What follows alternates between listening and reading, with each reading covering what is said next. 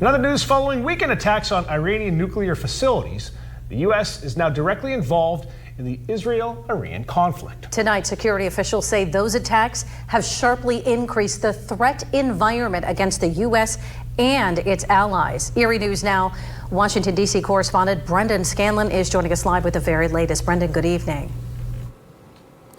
Hey there, Eva and Jameson. Good evening. Well, the State Department issued a worldwide security alert over the weekend, urging Americans traveling abroad to use caution. That warning coming just a few hours after a very stern warning from the Department of Homeland Security.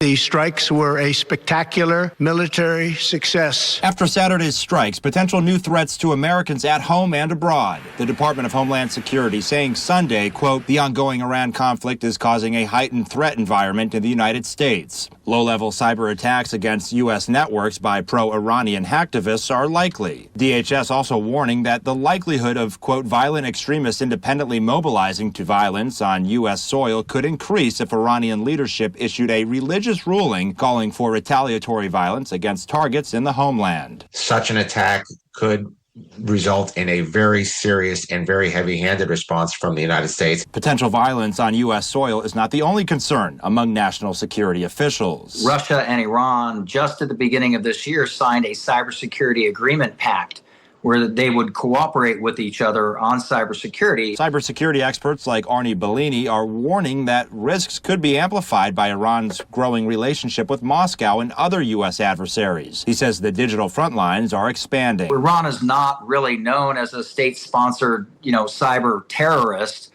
Russia is, China is, North Korea is.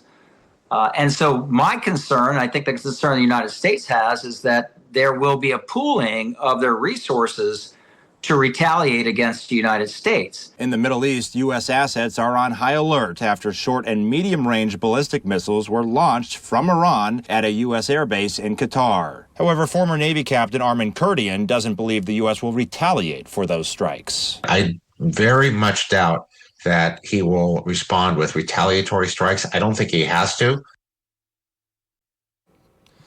Eva and Jameson, that attempted attack on that U.S. airbase in Qatar did not come as a surprise for most. U.S. officials were expecting some level of retaliation from Iran, and there are even reports that suggest that some U.S. military assets like aircraft and ships were moved out of the region, out of some of those bases as early as last Wednesday, days before the attack on Saturday. Reporting live on Capitol Hill for Erie News Now, I'm Brendan Scanlon. Eva, Jameson, back to you.